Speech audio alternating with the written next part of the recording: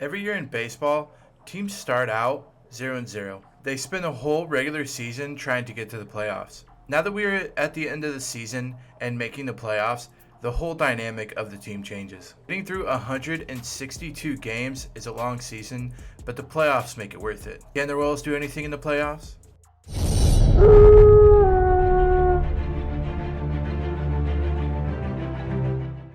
So to start this episode, we're going over the last few games. The season is over. We finished 91-71, as you can see earlier. Just kind of looking at how we did as few as the box scores go. We beat Minnesota 7-2 on 12 hits. Looks like Witt finished with 2 hits and hit .350. So the rest of this episode, I'm going to go over how our team performed all year this year. Yes, we are at the end of the year, and yes, we're going to the playoffs. So let's go over and look at how our guys did. Jose Quintana did not do too bad this year after being traded. Hit 195 innings pitched. He ended up with a 2.90 ERA, which is crazy good, with 162 strikeouts. Next is Tyler Anderson. We traded for him as well. He ended up with 13-12 record, 183 innings pitched, 168 strikeouts, and a 3.58 ERA. Danny Duffy, our next pitcher, was with us all year. He ended up with a 3.72 ERA, 6-8 record on 145 innings pitched, and 124 strikeouts. The next guy is our pride and joy, Brady Singer, increasing almost in everything this year, and he's going to be a star. Honestly, he's going to be one of our best players ever. He went 10-2 record, 95 innings pitched, 114 strikeouts, and a 2.26 ERA. So crazy high strikeout numbers, crazy low ERA. He's going to be it. He's going to be the best pitcher we have for years to come. So Brady Singer having a great year. Good for him. Jorge Lopez, as you know, got kind of moved around. He did finish the season up in the pros because of injury. He had a decent season. He is increasing. He's 26 years of age. As you can see here, he is increasing in attributes. And he had a 7-8 record on 95 innings pitched. Homer Bailey, also a guy we had at the beginning of the year, and he played with us all year, barely increasing in anything. He had a 6-10 record, so not very good there, but 171 innings pitched, 119 strikeouts, and a 4.31 ERA. So Homer, I don't know if he'll be back next year, but he did his job. He did a decent job. Luckily, we could score a lot of offense for him to get wins. Going over to our top pitcher, Sixto Sanchez. He is increasing quite a bit. It looks like his arm strength went up. Some of his other stats went up. We go to Matthew Liberatore. He's got some +2s, +3s in there, helping his pitching as well. Trevor Rogers only going up +1, kind of expecting a little higher there. But +1s aren't bad. I mean, at least he's going in the right direction. Next guy is Jackson Kowar. He went up a lot, age 22, up 3 on hits, up 4 on strikeouts, up 4 on walks, up 5 and home runs. Clutch and control going up 3 and 2 as well. So he is increasing, so Jackson Kowar could play a major role in next year's team.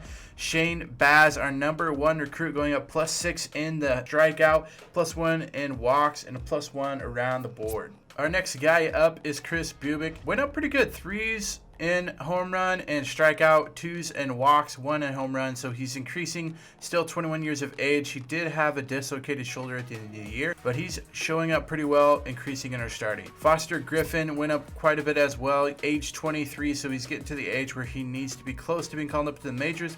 He's increasing as well as a starting pitcher, but next year we could probably see him in a relief role. Jake Kalish increased a little bit, 27 years of age, so probably won't get a lot of time in MLB, but he increased this year as well. Same thing with Carlos Henderson increasing. Solias increasing a little bit. I expect a little bit more. Being 19 years of age, I expect him to go up faster, but he went up a little bit at 19 years of age, so not too upset about that. Ramos did pretty well. 5 hits, 5 strikeout, 4 home runs, so he's increasing pretty well. Hoping Ramos can have a good rest of the season, hopefully get us some playoff wins. And next year, definitely our best reliever. Areno did pretty decent this year. He increased a lot, but as far as his numbers go, nothing too spectacular with our relief pitching, honestly. Even when we got the good relief pitching, it seemed to come from people at different rates, and there was no one reliever that we could really trust. Alex Reyes was one of the guys in our relieving role that can do stuff. He went up 4 in hits, up 4 in strikeouts, up 7 in walks, up 7 in home runs, and he had a good year when he got traded. When we traded for him, his ERA was a little high, and I think he ended up below a 2 when pitching for the Royals. So he came in, played strong, played good. He's definitely going to be one of the top arms in our relievers next year. Ended up having 7 wins, 2 losses on 93 innings pitched, 111 strikeouts, and a 3.38 ERA. But again, that is after he got traded from the Cardinals to the Royals. Framber Valdez had some struggles this year. He has a B potential. His B potential went up a little bit. His overall went up. He had 4 up in the hits category, 6 up in the strikeouts, 9 up in the home runs.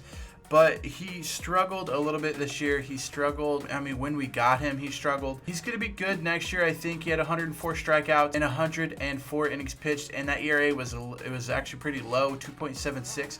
But I think it was actually lower that when we traded for him, and then we got him, and it went up a little bit. But 2.76 is nothing bad, nothing to get mad about. That's a great ERA, especially for a reliever. The next guy is Kevin McCarthy, with us all season for the Royals, 27 years of age.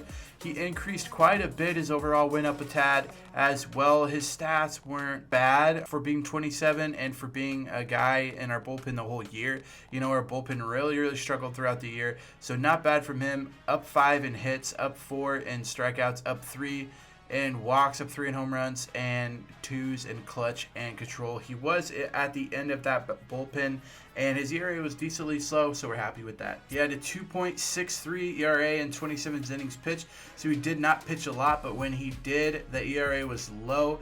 He only got into 29 games. I believe he was injured some of the year, so that is kind of why he doesn't have that many innings pitched, but the ERA was very low. We're happy with that, especially being 27 years of age and getting older. The next guy being Ian Kennedy. You know the struggles of this year, and for what we're paying him, I don't know how long he's going to stay here. He did have a 5.99 ERA and 113 innings pitched, so not good. And the $16.5 million, I don't know if we can afford to keep him around. Might try to see if we can trade him or do something that way. Richard Lovelady, one of our best this year in the bullpen, absolutely killed it, going up to an A potential. He was a B starting the season, so going up to an A for Richard Lovelady. 71 overall. He had a great 2.63 ERA with 78 strikeouts and 75 innings pitched. Congratulations to Lovelady. A guy we signed to a really huge contract is Josh James. We're hoping for a better season from him. 26 years of age, got that A potential, only a 69 overall right now, so we're hoping he increases quickly. He had 144 innings pitched and a 5.54 ERA, so we're wanting the ERA to drop a tad since we trade him from Houston. But I think he has the essentials, what he needs to have a good season. He's just got to put everything together.